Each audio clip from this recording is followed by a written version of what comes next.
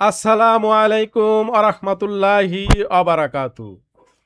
শোলাকিয়া ঈদগাহ ময়দান বাংলাদেশে একটি বৃহৎ ঈদগাহ মাঠ, যা কিশোরগঞ্জ জেলায় অবস্থিত। আপনারা আছেন নুরুল হুদাস ওয়ার্ল্ডের সাথে। দেখতে থাকুন শোলাকিয়া ঈদগাহ ময়দান।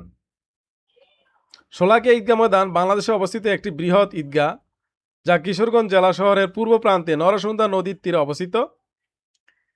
এটি ঈদ উল ফিতর ও ঈদ উল আজহা উপলক্ষে অনুষ্ঠিত জামাতের জন্য পরিচিত।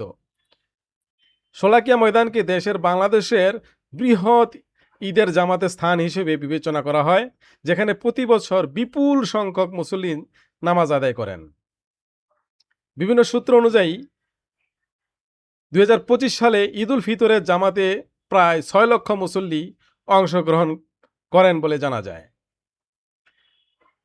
নামাজ শুরুর আগে ঐতিহাসিক অনুযায়ী শর্ট গানের ফাঁকাগুলির শব্দে মুসল্লিদের প্রস্তুতির জন্য সংকেত প্রদান করা হয়। মাঠটির ইতিহাস এবং জামাতের আয়োজনে ধারাবাহিকতা একে একটি উল্লেখযোগ্য ধর্মীয় ও সামাজিক স্থান হিসেবে প্রতিষ্ঠিত করা হয়েছে। বর্তমানে এই ঈদগাহের ইমাম হিসেবে মুফতি আবুল খায়ের মোহাম্মদ সাইফুল্লাহ দায়িত্ব পালন করেছেন। প্রায় 3 লক্ষ মানুষের ধারণ ক্ষমতা সম্পন্ন কিশোরগঞ্জের ঐতিহাসিক শোলাকিয়া ঈদগাহ ময়দান, কিন্তু এটি ঈদের সময় মুসল্লির সংখ্যা এত বেশি থাকে যা ঈদগাহে ধরে না। মাঠ পরিপূর্ণ হয়ে চারপাশের রাস্তা এবং আশেপাশের খোলা জায়গা, নদীর পার, বাড়ির ছাদ, উঠান অনেকের ঈদের নামাজ আদায় করেন।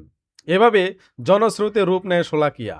এতে ধারণা করা হয় প্রতি বছর ঈদ উল ফিতরে ঐতিহাসিক এ স্থানে 5 থেকে 6 লক্ষ মুসল্লি সমাগম ঘটে থাকে। বরাবরের মতো এবারও ঈদ উল ফিতরের জামাতের জন্য শোলাকিয়া ঈদগাহ ময়দানে ব্যাপক প্রস্তুতি নেওয়া হয়েছে। এবার সেখানে 199তম ঈদের জামাত অনুষ্ঠিত হবে।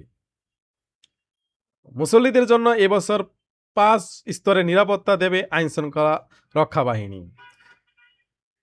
মুসল্লিদের নির্বিঘ্নে জামাত আদায়ের সুবিধার্থে পরিচ্ছন্ন করা হয়েছে মাঠ, সারির দাগ কাটা হয়েছে, সীমানা প্রাচীর সহ মাঠের ভেতরের গাছগুলো রং করা হয়েছে, মিম্বরের চারপাশে আলোকসজ্জার ব্যবস্থা করা হয়েছে। স্থায়ী অজুখানার পাশাপাশি নির্মাণ করা হয়েছে অস্থায়ী অজুখানা। সুপেয় পানির জন্য মাঠের বিভিন্ন স্থানে আশেপাশে স্থাপন করা হয়েছে টিউবওয়েল ও পানির ট্যাঙ্ক। স্থাপন করা হয়েছে অস্থায়ী টয়লেটের ব্যবস্থা।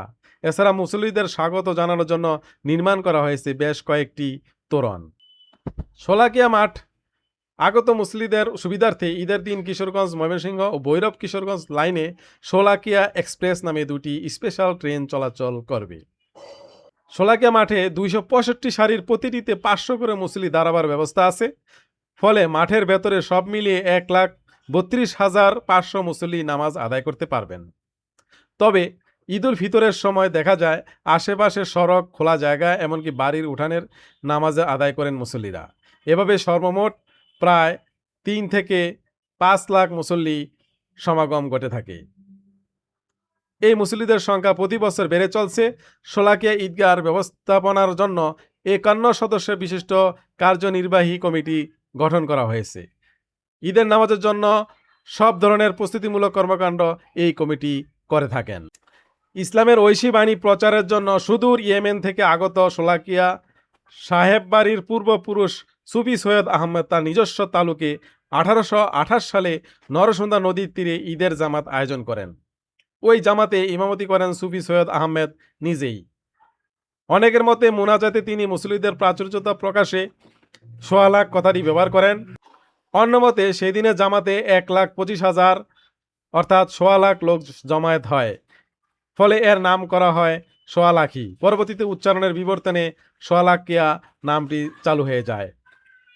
আবার কেউ কেউ বলেন মোগল আমলে এখানে অবস্থিত পরগনার রাজ্যের পরিমাণ ছিল 1.25 লাখ টাকা। উচ্চারণের বিবর্তনের 1.25 লাখ থেকে শোলাকিয়া, সেখান থেকে শোলাকিয়া। পরবর্তীতে 1950 সালে স্থানীয় দেওয়ান মান্নান দাদ খান এই ময়দানকে অতিরিক্ত 4.5 একর জমি দান করেন। বর্তমানে শোলাকিয়া ঈদগাহ মাঠের আয়তন 7 একর। নরসুন্দা নদীর তীরে শোলাকিয়া অবস্থান। বর্তমানে শোলাকিয়া পূর্ব প্রান্তে দোতলা একটি প্রাথমিক বিদ্যালয় আছে। এই ঈদগাহ মাঠ উঁচু দেয়ালে ঘেরা হলেও মাঠের মাঝখানে ফাঁকা রাখা হয়েছে যাতে মানুষ মাঠে প্রবেশ করে ও বের হতে পারে। এছাড়া এ মাঠের প্রাচীর দেয়ালে কোনো দরজা নেই। শোলাকিয়া মাঠে